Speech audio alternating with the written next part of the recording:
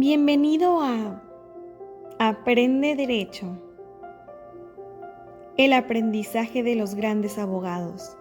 Suscríbete para que no te pierdas ningún video.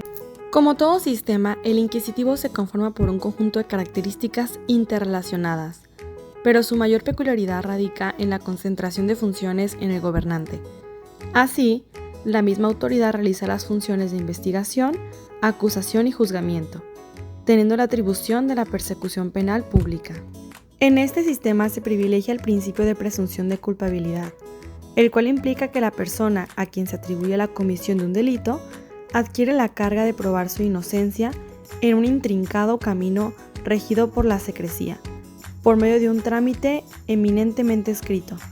en donde solo se da importancia al expediente del que emana la verdad histórica de los hechos. Únicamente las pruebas que forman su universo reflejan esa realidad, que finalmente es la única que le importa al juez y a la cual llegará, por convicción jurisdiccional, después de haber tasado las pruebas, entre las que la confesión se destaca como la reina. De ahí que se considera al procesado como un objeto que espera el fallo bajo prisión preventiva y en total ausencia de los principios que rigen el debido proceso. No muy alejado de ese esquema está el sistema tradicional en México, pues si bien hay una aparente separación de funciones entre el Ministerio Público y el juez, el primero ostenta atribuciones procesales que debieran ser exclusivamente materia jurisdiccional. Otra evidencia de la invasión de funciones por el Ministerio Público la constituye el principio de inmediatez, pues se le otorga un valor superior a las pruebas recabadas con mayor proximidad a los hechos. En el procedimiento inquisitivo chileno, por ejemplo, el juez se desempeñaba como policía, después como fiscal y finalmente como juez. Remataba al imputado. Miguel Carbonell destaca que, en los sistemas inquisitivos, se dedica un enorme esfuerzo institucional para integrar un expediente para cada caso particular, de tal manera que se constituye en una verdad incontrovertible, construida, en la mayoría de las veces, como un rompecabezas en ausencia del juez y resuelta con base en la convicción de quien elabora el proyecto de resolución que emite el fallo. Para precisar el concepto de sistema inquisitivo, Luigi Ferrajoli puntualiza que es todo sistema procesal donde el juez procede de oficio a la búsqueda, recolección y valoración de las pruebas, llegándose al juicio después de una instrucción escrita y secreta de la que están excluidos, o en cualquier caso, limitados, la contradicción y los derechos de defensa.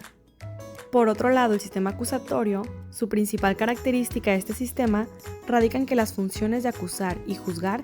están claramente separadas una de la otra y son representadas por instituciones distintas, quedando la actividad de juzgamiento a cargo de un jurado popular que pretende esclarecer los hechos y reparar el daño,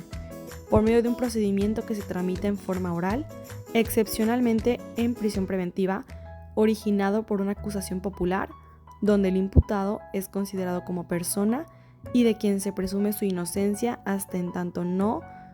se pronuncie el fallo públicamente.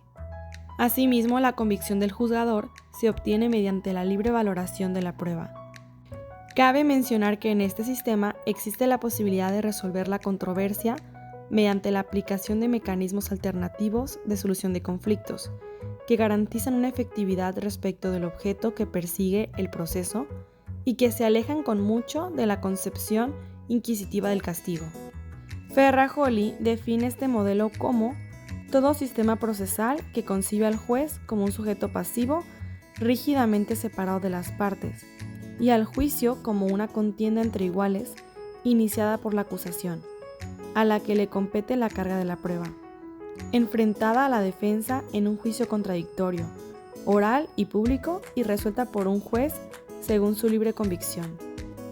De lo anterior se advierte la transparencia que implica el manejo de este tipo de sistema, a fin de garantizar la salvaguarda de los derechos fundamentales, tanto del imputado como de la víctima u ofendido. En conclusión, ambos modelos poseen características que constituyen la diferencia entre uno y otro,